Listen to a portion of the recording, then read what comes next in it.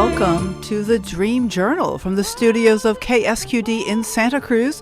The Dream Journal is a weekly show where we explore the power of nighttime dreams through conversations with dream experts and with you. So there's no those vital minutes. Time is keenly found. We are not alone. In the words of Carl Jung, who looks outside dreams, who looks inside awakens.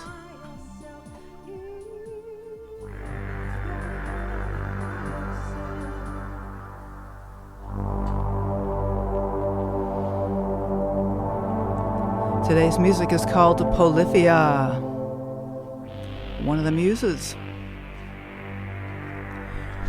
So using voice dialogue and body-centered awareness, our guest, Iudita Harlan, has been helping people get into the flow of their lives for over 30 years. We'll talk about her experiences, and then we'll do a live demonstration. It could either be with me or with one of the callers. So think about if you'd like to call in and work with Iudita today. I am your host, Catherine Bell of Experiential Dreamwork, and welcome to the Dream Journal. We are also a weekly podcast. You can subscribe, rate, and review, but most importantly, tell your friends. If you hear a show that you particularly like, maybe send them a link. You can find archives at Apple Podcasts, Spotify, and all those good places. Also at ksqd.org/the-dream-journal. And we are now on PRX. You can look us up there or maybe suggest at your local community radio station look into syndicating the Dream Journal. Okay. Hello, Iudita. So glad to have you on the show. Oh, I am so happy to be here. Great. So good to hear you. Excellent.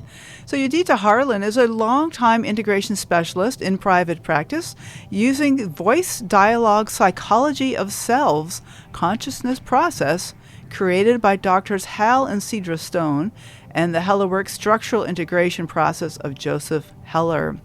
Iudita combines these with body-centered awareness and offers extensive workshops as well as private sessions. You can find about her at Iudita.com, and I'm going to spell that I-U-D-I-T-A, Iudita.com. Okay, so we met, over a year ago at a mutual acquaintance, and I've stuck in my mind what we talked about voice dialogue, and I know that it's also a dream-centered process, so it seemed like we had a lot in common. Maybe you could just jump right in and say a little bit about what is voice dialogue, Iudita? Yes. It has been about a year or more, so it is so good to be here and get to talk about this and share it with you and your listeners. So voice dialogue, the psychology of selves, is what Doctors Hal and Cedra Stone called it a psychospiritual consciousness process, meaning that it is both psychological in nature and interested in the psychology and the psyche, and it also has an intangible component, a consciousness component. Okay. And it is really, to be very simple about it, it's a way to start, it's a process where we can listen to the different parts of us, which in voice dialogue is called the selves, and actually experientially give them a voice, let them speak, their experiences, their perspective, and then sit between, usually a pair of opposite selves, sit between them in what is called the aware ego process, which is the seat of consciousness in voice dialogue, and in this way be able to embrace selves, parts of us that normally would be exiled or that give us difficulties that we have a great desire to push away from. This is a very safe and very informative way of getting to know what is going on with us. You know, Iudita, this reminds me a little bit of internal family systems. Is this something you're familiar with? I am somewhat. It's different in the sense that in the voice dialogue process, and facilitation, the selves themselves are not asked to engage with each other. Oh, okay. So it's really because what we want to do is build a larger and larger consciousness, so that it's really the consciousness in the middle where we look out and see these selves and engage with them and embrace them and take care of them, rather than trying to create some kind of relationship between them. Oh, well, that's wonderful, because in my small experience with IFS, I've started to feel kind of fractured. Like, as I sit to express myself as these various selves, it starts to become like feeling like I have a split personality. But it seems like this voice dialogue, the focus is on the self and then listening to the voices. Is that? Yes, Okay. it's giving them a voice, but then if there is a goal to this work, it's to build this central consciousness that is aware of all of them and can engage with them and feel their energy. So there is a center seat. Nice. Sometimes I call it sort of the sweet spot. So it's very grounding and solidifying rather than fragmenting, ultimately. Okay, I love that. And then maybe you want to give us a little summary of Heller work, structural integration process. Yes, so I actually was exposed to voice dialogue through my first group of studies, which is Heller work, structural integration. And that was started by Joseph Heller, who lives up in Mount Shasta. And that is based on a Rolfing process that more people have heard about. But part of what Heller work involved, besides the hands-on work and the alignment work, is dialogue during the sessions. So voice dialogue was combined with the body work when it was first developed. And for many years, I did first Heller work, and then I combined it and started doing voice dialogue sessions separate. And now, certainly since COVID hit, I've been doing mostly the voice dialogue work. But while we're doing that voice dialogue psychology of selves, although it's talk, it is also very aware of the energetics and the body positions and how these different parts of us, how they present in the physical body as well. Right. Well, that kind of brings me to your third practice that you've mentioned, which is body-centered awareness, which is in the body, it sounds like. Right, as is Heller work, is a body, hands-on. Yes, I'm very excited about combining all these three and creating some pretty interesting, which we probably will get to talk about, some pretty interesting ways that I've applied this work. Well, let's get into that, Iudita. Maybe give some examples, either from your own work or from someone else, who that you can explain, like as an example, like what is this like, and what drew you to it, that kind of thing. Right, and also I should say this because, of course, we're working with dreams as well. Yes. That dream work is central to this work. So a lot of times when I first meet with my clients in each session, I will ask for a dream first. Now, some people dream, some people don't dream at all. Many times, clients will initially not have dreams, but as we work together, the dream process is woken up. Right. And I want to hear the dream because in the way that we look at dreams from this perspective, which is a Jungian perspective, is that every self in the dream, every person in the dream, including the person who is dreaming, is a self, is a part, is an energy, it's an archetype. And by listening to the dream, I get an idea about what parts, what selves are up, what wants to become more conscious. And then often we'll follow it up with a session where we actually give voice to those dream figures and then get much more information about what's going on in the unconscious. The dreams do have a direct access to that unconscious. That's where they seem to emanate from, in my understanding. Yes, so we literally, get, if there's, for example, a very common dream for a lot of people is that they're being chased by something, or somebody broke into the house, or and then we would perhaps look at listening both to the self that is afraid of who's breaking in, which is usually more what we call a primary self, meaning the one that's more in charge of everyday life. Mm-hmm. And then we might give a voice, meaning the person actually moves over to another chair or moves over a little bit. Mm-hmm. And I ask and get to know the part that, who is this that is breaking in the house? Right. Or who is right. this that's chasing? And then sit in the middle and get some firsthand information from the selves of what's really going on and what might be wanting to become more conscious. Again, I'll really emphasize this. This process is very contained and safe, because we're not just looking for cathartic experience through the selves, but to really find a way to hold the information that comes up integrated right in the session. Right in the session. Okay.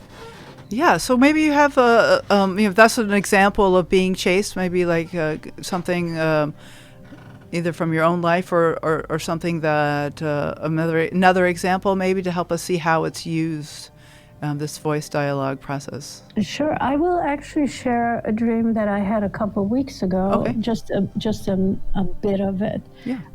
There's some difficult things happening in the family.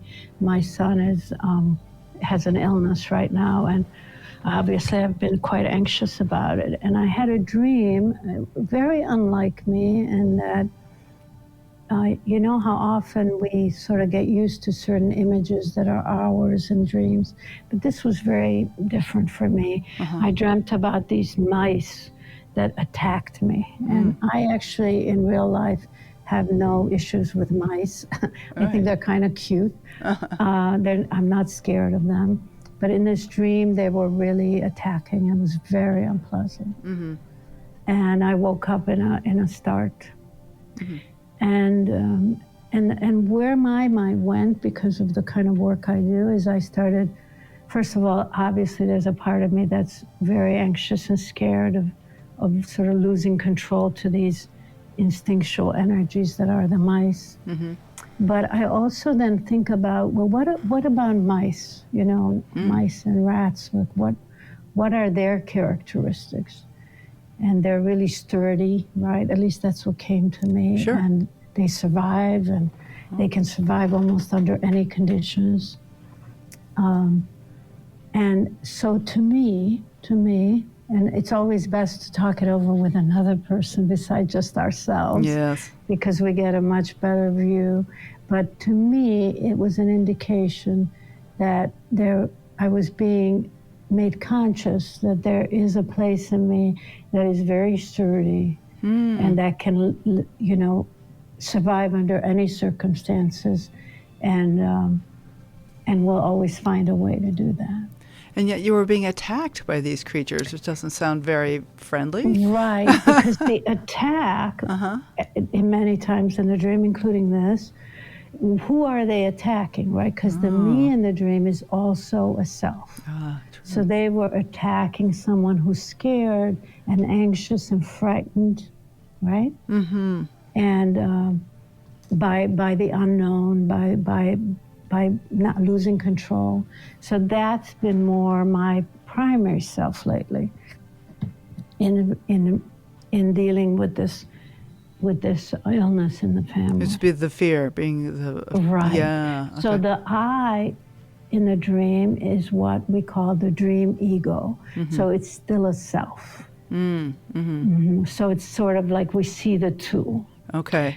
So this gets to like what I'm sorry to I want to clarify. So this is what we call sometimes I've heard it called dream ego, the I in the dream, who is not the same as the I don't even know, the central self. Is there?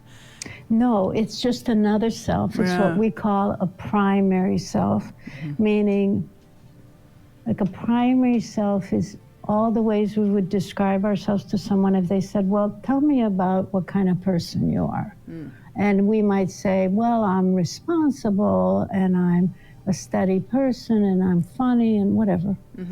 And those would be the primary selves, meaning I know about them and I'm conscious of them. And then everything that is the opposite of those selves, let's say the flighty one would be the opposite of the responsible self. That would be what we call more the disowned selves. I might still know I have it, but it's not how I would present, and I kind of have a judgment against it. And so in voice dialogue, we would work with both. So I work with polarities. So I would work with the primary self first, and then hear the opposite, and then we sit in the middle. Okay, so there would be then a dialogue between the mice that are attacking and the self that's afraid. Right. I would, if I'm the facilitator, I would talk first to the primary, which would be the one that's scared.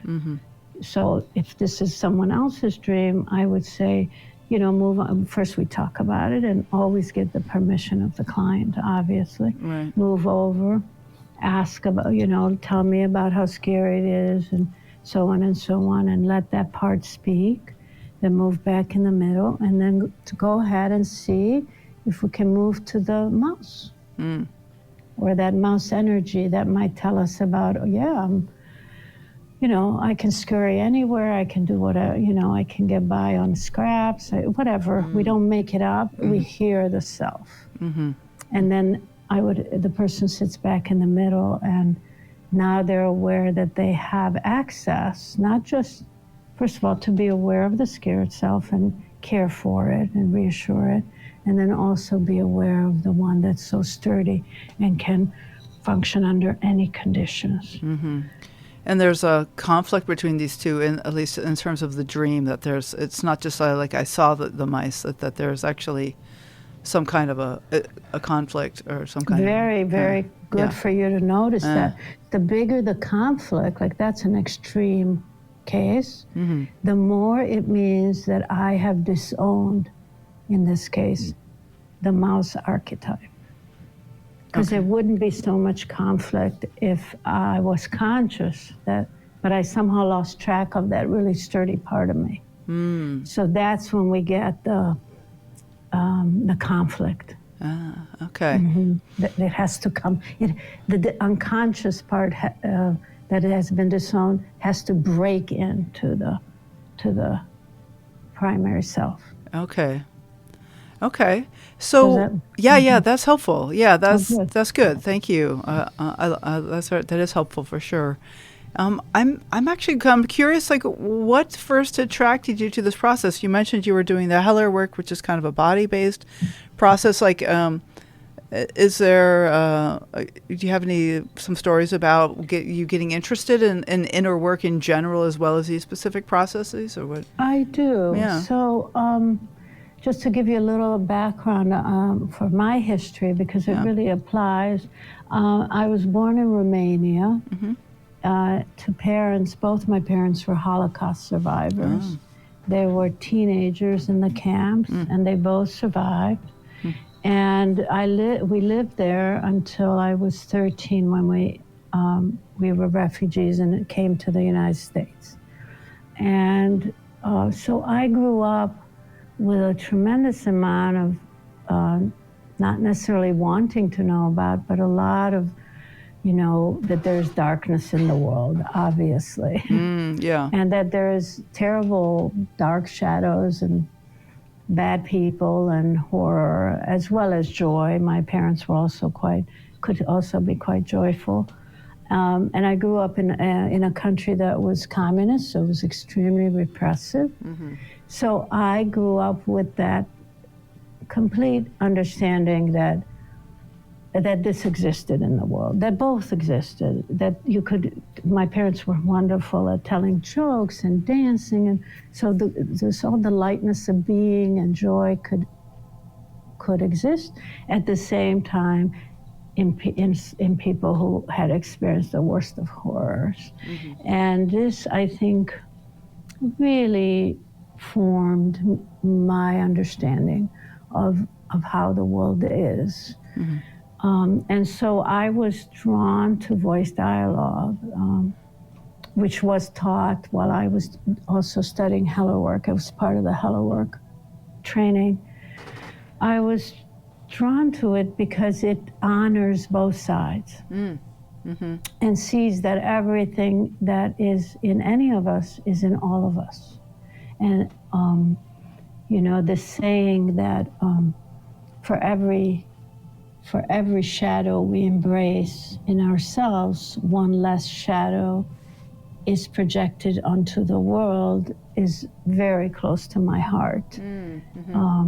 That if we do our ability to see not just the parts of us that we think are wonderful, but also the parts of us that we at least think are not so wonderful, then, and we own that and we learn about it and we find the gift in it, and also not to be too over-identified with it, I think it allows us not to project it all out to where other people are bad, but we're all good.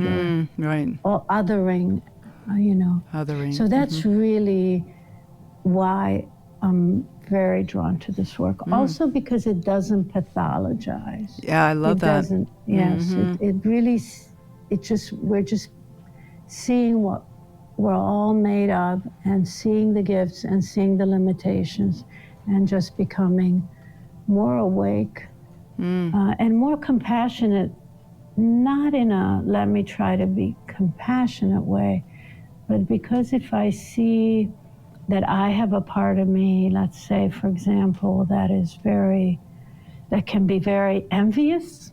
Okay.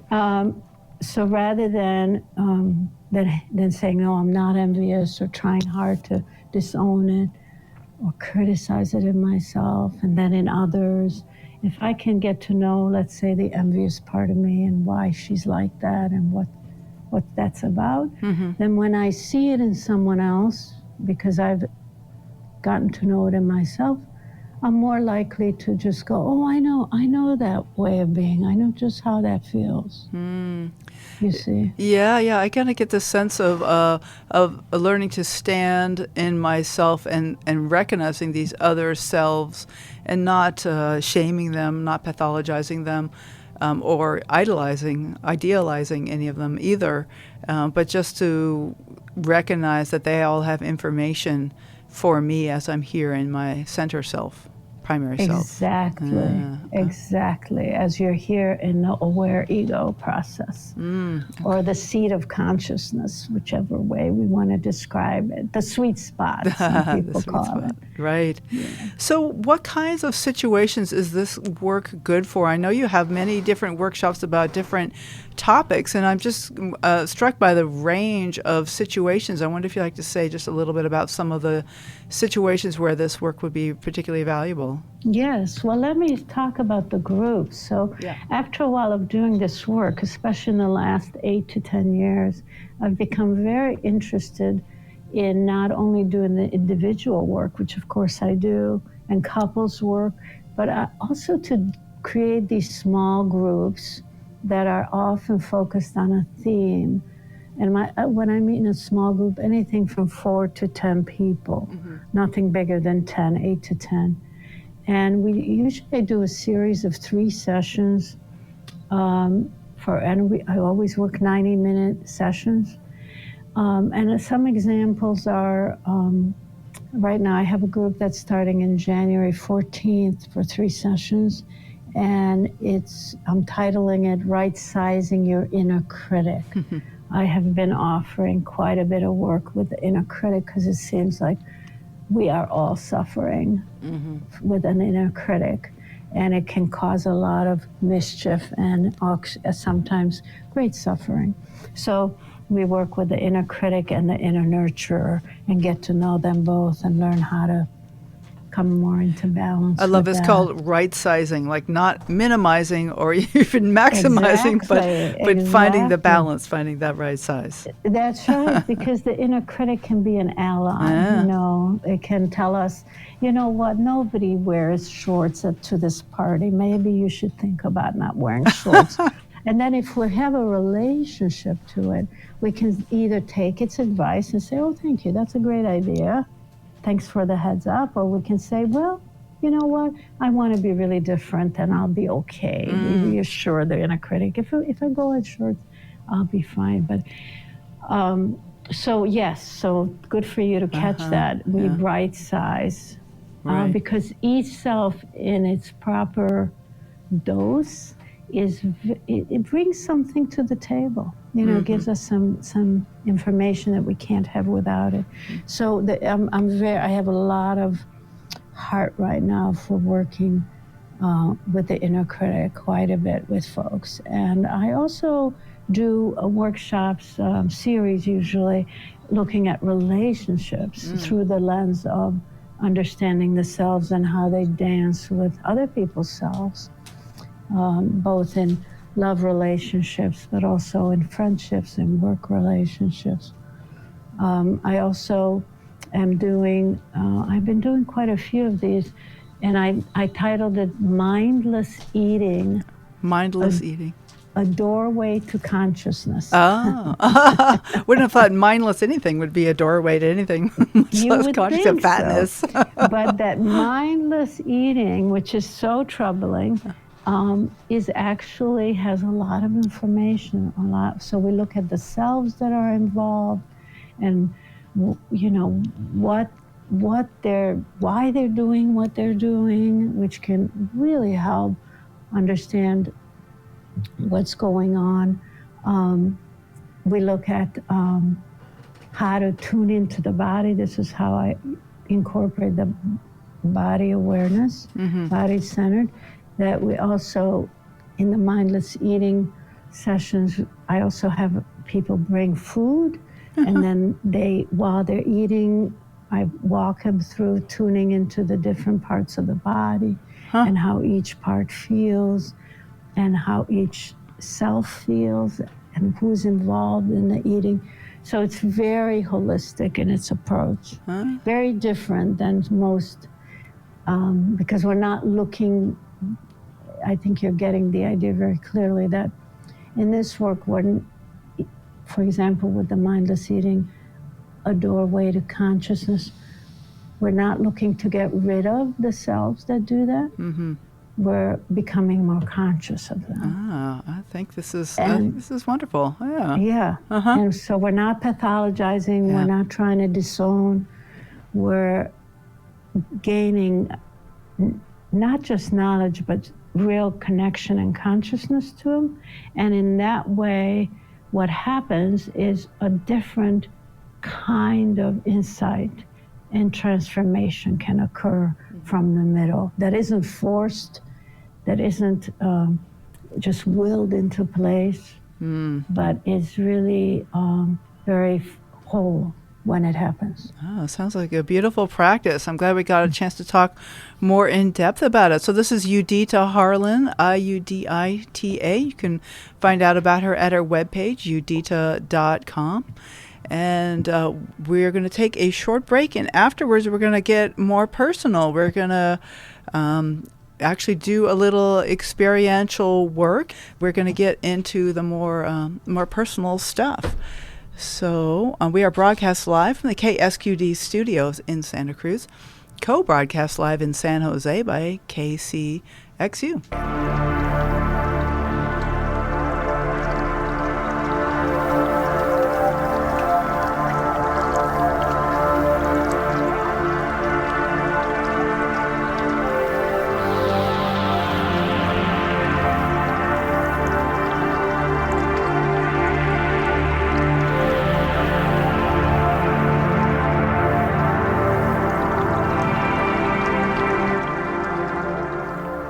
Welcome back to the Dream Journal. Next week, we'll be talking with Summer Watson, host of the Core Women podcast, which explores the hearts and souls of entrepreneurs, authors, professionals, and self-starters.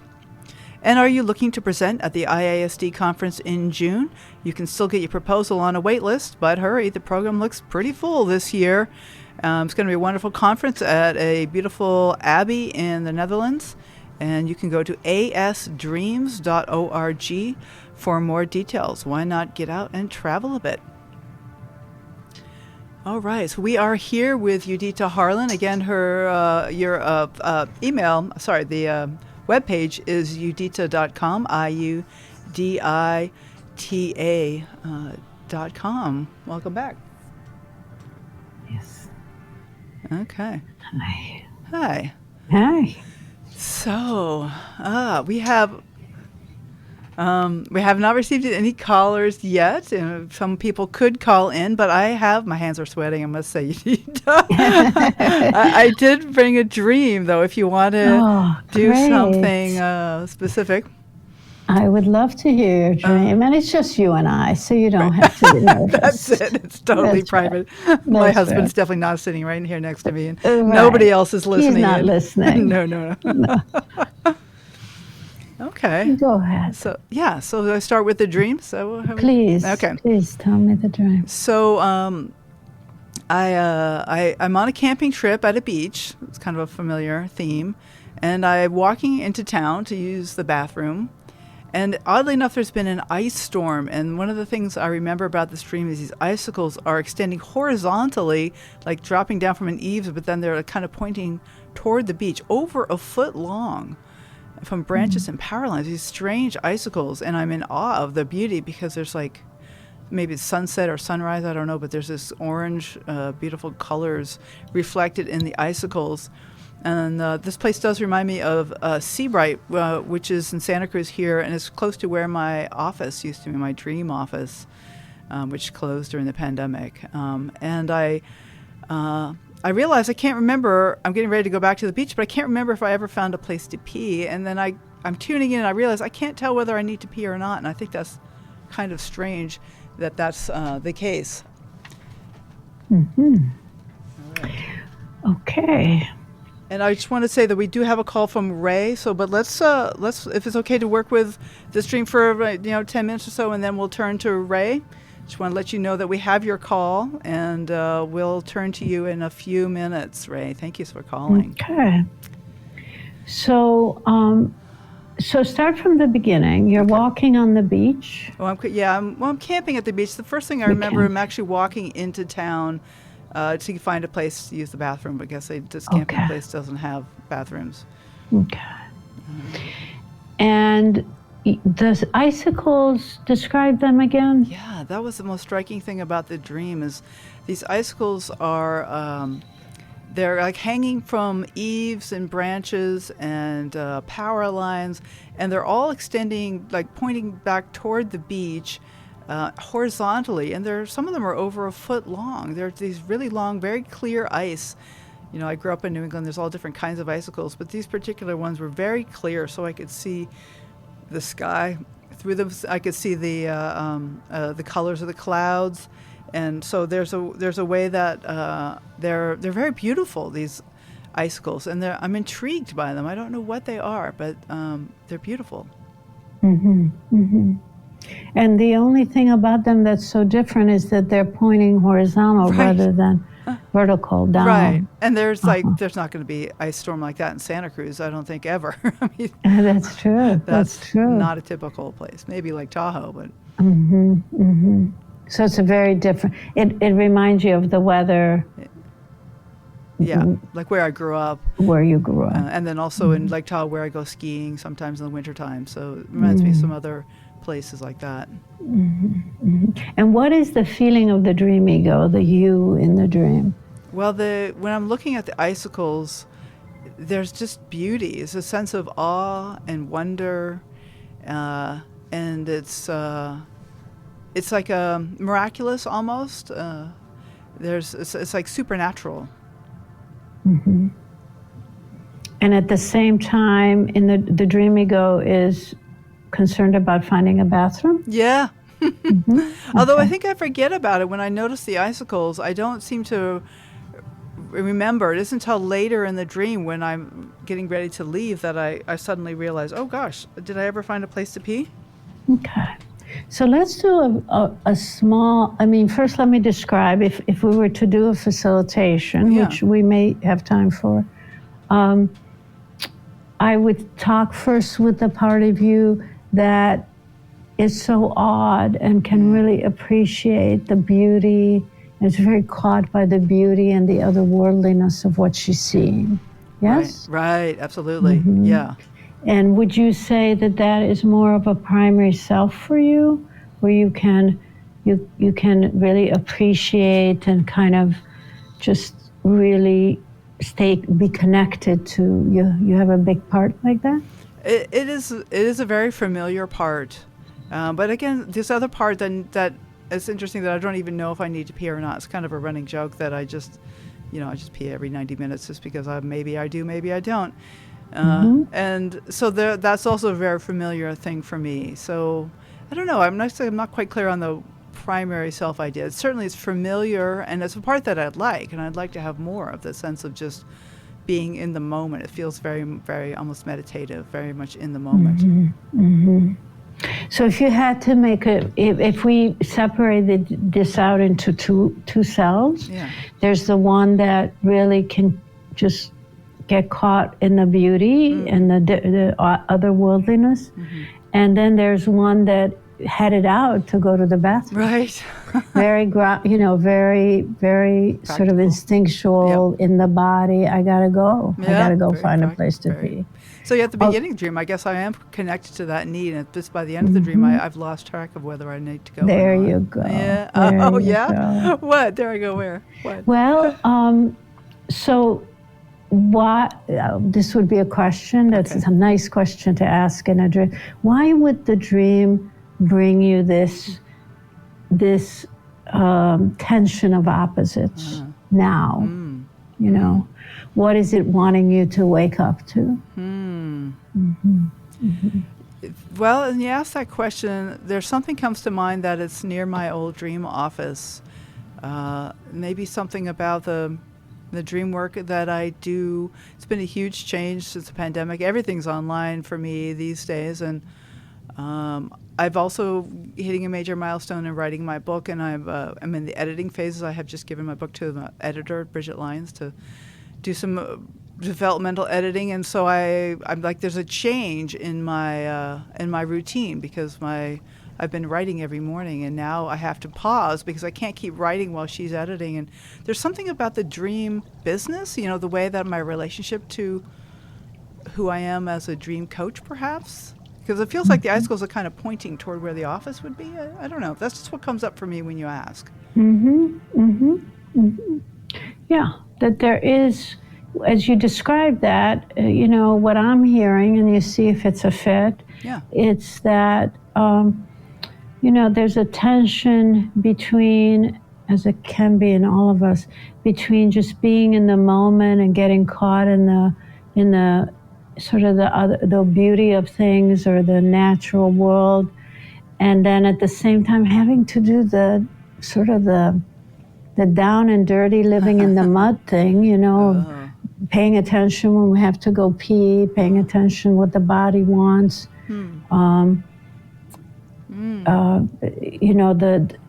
Even the way you describe it's like some things are being, there's a creative process, but there's also the editing and the office and what do I do next? Yes? Right. Well, I want to let you know, Iudita, there's like incredible warmth in my body. I'm about to take my sweater off. I've just, like, there's this flush of warmth as I'm listening to you talk. Like, there's something that's really ringing true, and it's hard for me to put into words, but there's something about, it reminds me a little bit of working with clients, actually, that I'm often in awe of people's dreams. It's just like, wow, that's just there in awe. But then there's a part of me is like, do I need to say something wise here? Of course I try to stay with the moment, but is there like some urge to do something practical instead of just standing here in awe? But of course, being in awe with the dream together is always a beautiful thing. So what I'm hearing is, again, if I was to facilitate you, and those things take more time, Yes. I would speak to the part of you that just knows how to be in awe. Yeah, thank And you. then another part of you that knows how to make sure she finds a bathroom. Right. You know? Yes. And then in the middle, which is not always easy, I find, Yeah. because I do a lot of creative work. It's not easy to be in touch with both of those and to stay in some kind of a balance with them, because one can take over or the other.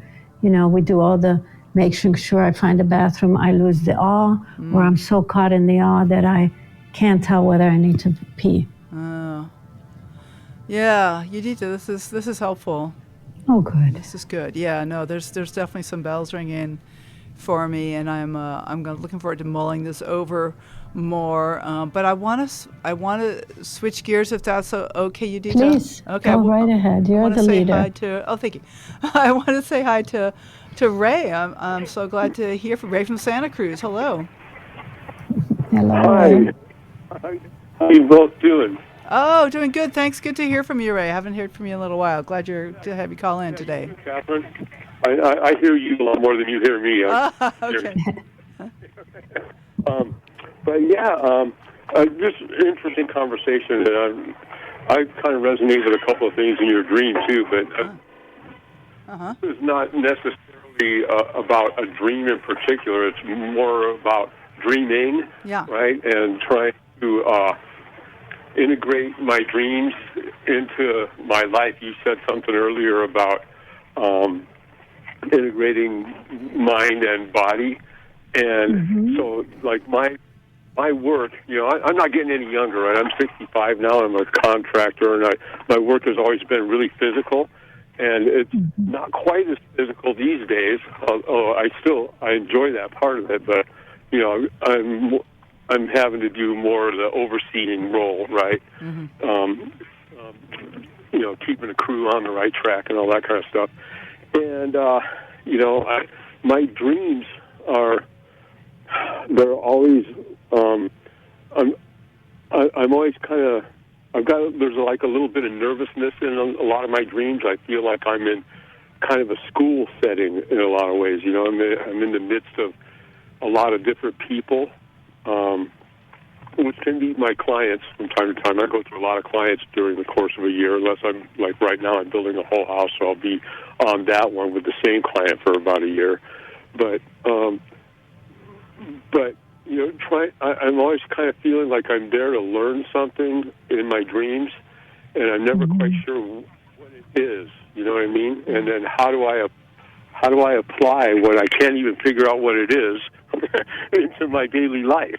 Ray, this is Yudita. I'm curious, do you have, can you give a little bit of an example of a dream like this? Like, have you had one recently? I hear the theme of that you have these dreams, but do you have one specific that we can kind of go into a little bit?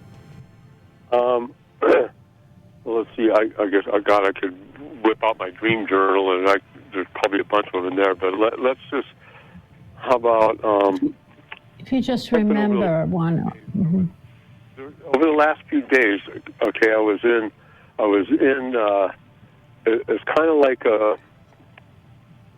It's hard to define the rooms either, too. There's kind of like somebody's apartment, but it's also almost like a school gymnasium or a cafeteria or something with a bunch of tables. But then the scene changes, but it's that kind of a feel. But the most recent one I'm thinking of now was I was in this room, and there were a few people, and my mother was actually in this one as well, just kind of as an observer. And she didn't really have a part of the dream, but I knew she was there. And so I'm in this room with a number of people. There's like 10 or 15 people in there. And all of a sudden I have to go outside and get into a car. And the car wouldn't start. And then suddenly it did start. And then we're driving up a hill. and then it wouldn't run again, but it didn't really need to run because it was driving itself, and then I ended up at the ocean, and and that's kind of all I remember of that dream. But that's I think that's probably a decent one for me to ask you about because I don't really know what it all means. Yeah, please. Sure. So, were you driving the car? Yes. Okay. So, we might do, if we have a little bit of time, we might do find out a little more about the you who's driving the car, and then maybe a little bit about the car that kind of has its own mind and drives itself and stops and goes. Yeah? Sure. Are you game for that? You want to kind of experience that? Are you somewhere where you can kind of be steady and you're not like driving? Okay. Oh, good. yeah, I'm in paradise. You're in paradise. You're where? I'm sitting in my backyard. Okay, great. Okay. So you just come along with me. So what I'd like you to do is first just move over to one side or another a little bit, so you're not in the middle. And let's start with the part of you that is you in the dream, the one that is in the car. Okay? So just move over. Okay. So so I'm just going to talk to you a little bit. You're the part of Ray that showed up in the dream, and you were somewhere, and then you got in this car that had sort of a mind of its own. Is that right? Right. And how did you feel in this car? I mean, you were driving it initially? Yeah, and I feel good. I mean, which is a general theme in most of my dreams as well. There's lots of little moments of kind of nervousness and not knowing what comes next kind of thing, which is also present here in this car. But also I feel good, like maybe there's one part of me that's in control as the driver, and then another part who just has no freaking clue what comes next, Right. So let's assume that you're the part that is in control. You're the part of Ray that is in control and is driving and knows what's happening. Yeah. Okay. And when the car starts driving itself, how does that affect you? You as the part that likes to be in control.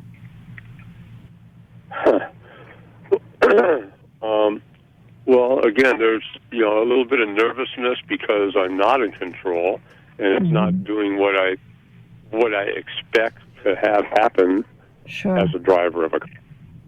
Sure. Yeah. But so, also, go ahead. Comfort in thinking that it's taking me like it kind of has, I don't know, maybe godly aspirations or something. It's taking me someplace I didn't even know I was supposed to be. Yeah. So you as the part who likes to be the one that has the wheel and drives,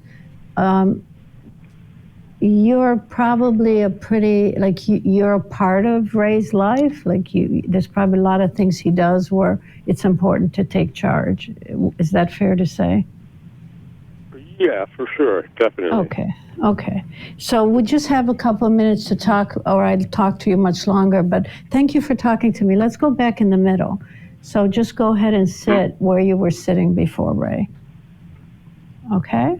So that's the seat in the middle. We'll call it the seat of consciousness. So the first guy, just a couple of minutes with him, he's the one that likes things to be in charge and to take the wheel. Now let's go to the other side. We're going to talk to the opposite one. Great. Okay. So you're the one that is exact opposite of that first guy that spoke. You're the guy who feels like what when the car drives itself.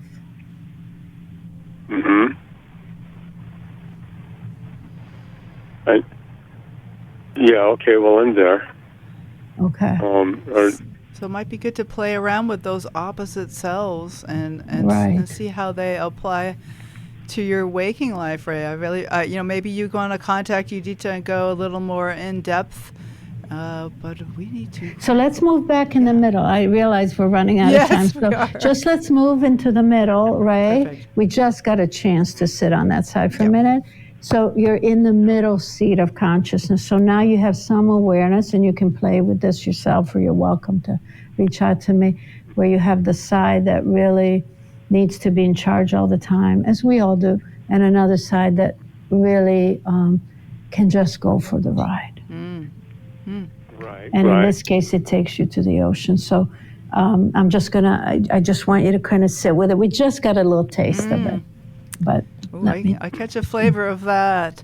Ray, thanks so much for calling in. Hopefully you got a little bit of a flavor Yes. Of what that's Thank all you, Ray. about. I feel like I did. I can apply the stream to my own life, I think, too. Yeah, I think I will be in touch. So I want to go further with this because just like you said, I got a taste and I want more. Perfect. Yeah, feel free to reach out. Okay, so it's Iudita.com, IUDITA.com. And so, Iudita, thanks so much for being on the show. I wonder if you just have any short final encouragements to say goodbye. Well, thank you so much for having me. It's been a ball. It feels like it's just the beginning. And I just encourage everybody to keep noticing that everything that comes up in all of us has a part to play. And rather than running to criticizing it or disowning it, explore it, let it write, let it speak to you, find out more. The voice dialogue. Thank you so much, Iudita Harlan. Thank you. All Thank right. you, Catherine. Okay, bye now. Bye-bye. All right, well, thank you all for listening. The Dream Journal is produced at the studios of KSQD in Santa Cruz. We are live every Saturday at 10 a.m. Pacific at ksqd.org. Tune in if you'd like to give us a call and be on the show. The podcast is released on the Monday after the show, and it does keep us growing when you subscribe, rate, and review. I am Catherine Bell. You can find out about my dream coaching practice at experientialdreamwork.com. You can email me at catherine@ksqd.org, KATHERINE@ksqd.org. You can follow Experiential Dreamwork and hashtag The Dream Journal on Facebook and Instagram to find out about upcoming shows. I'd like to thank Rick Kleffel, engineer and music creator, Tony Russimano, and the intro music is Water Over Stones, and the outro music varies from show to show, but they're always by Mood Science, which is a production of Rick Kleffel and company. So tomorrow morning when you wake up, take a minute to write down your dream and bring it to the next Dream Journal.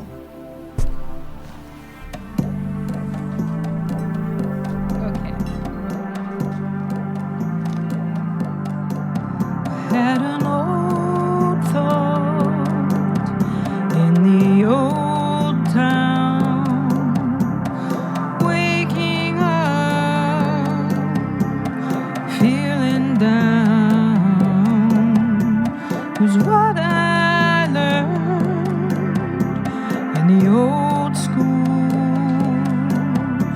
is there's no